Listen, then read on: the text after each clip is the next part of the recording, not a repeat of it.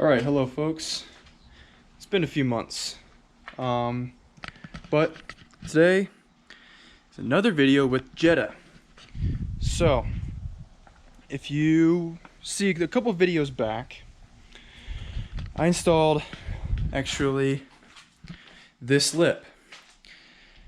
It was an eBay lip. It was cheap. It was sort of made for the car. Not really. And even in that video, I even said I don't want to get a Max & Designs like lip. Well, after seeing that one, just didn't really fit right, and the white didn't match. Pulled the trigger, and I got a Max & Designs front lip for the car, and it's much higher quality and fits right, which is great. It's gloss black. However, I was on the hunt for a diffuser that was also gloss black and that had the same style. Because some companies make them where they're very aggressive and there's nothing for the front that kind of complements it, just kind of brings the whole thing together. However, ECS Tuning makes one. I think it came out last year. I haven't seen any Jettas with it on yet. So I'm going to be installing that today. So as you can see, this one is gloss black, nice and subtle. And the ECS Tuning one will be also gloss black, replacing this matte piece. It's got a few more aggressive fins in the middle, kind of just nice and subtle, not too wild, not trying to make the car look really much faster than it actually is, because it's really not that fast. So, as always, the first step is to unbox everything, and then we'll see how hard it's going to be to install.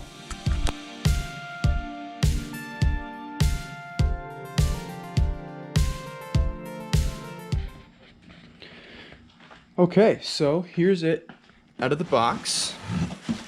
So as you can see what I was talking about, nice and gloss black, cut out for the exhaust, and it's just aggressive enough where it'll kind of match the whole subtle trim piece like the lip. So I believe this only has, I think there's only a few bolts on the diffuser currently, and this one comes with, I think, a few for extra rigidity or something like that. So I'm gonna kind of try to figure it out. I don't even know if I'm gonna look at a video.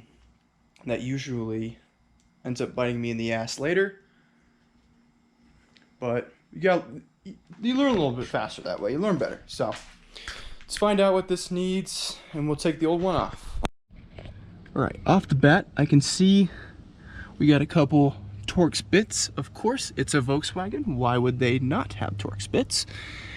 And then I believe it's just a couple clips to pull the rest of this out. And yeah, we'll take those Torx bits off, and hopefully that is all that's holding it on.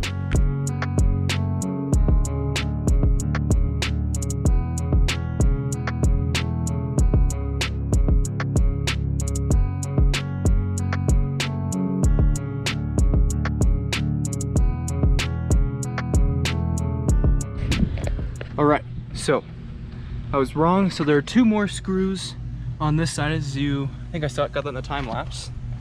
And other than that, it's just clips. Like you saw, you just kind of work your way across it, and then you get this come off. I got my little quick detailer. I'm just gonna clean this up while it's off, and then we'll get to installing the new one. It's pretty simple. Alright, so next step is going to be doing I was going to say satisfying, but it's all just peeling apart in my hand, but I'm going to peel all this protective plastic, and we'll go and throw it on the car.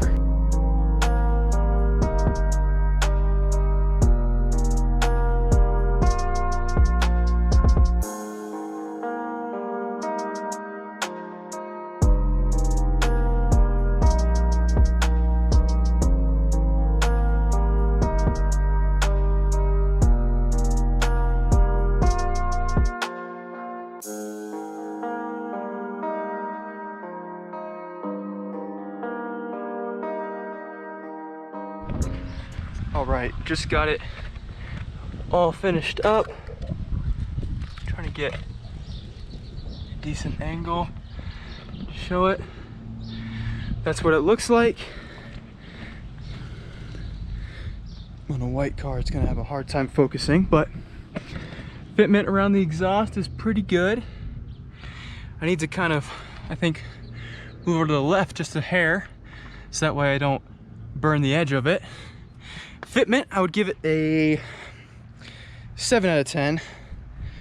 And the time lapse, just see, I've kind of fought with it a little bit on some of the clips, and some of them have a really hard time going in. And you got to reuse 2 of the screws that you used to pull out the OEM one. It's got the 2 side ones, but the new one does not have the middle, which is fine. It's very secure, it's very in there, and I'm quite happy with it. So I'm gonna move the exhaust just a hair, and then that'll be it for this. All right, adjusted the exhaust tips, that way they're not touching it. And that's it for this install. Pretty happy with it. I think it fits the theme of kind of just be more subtle. And yeah, thank you for watching. If you have any questions, just leave a comment. I'll try to answer them all. Have a good day.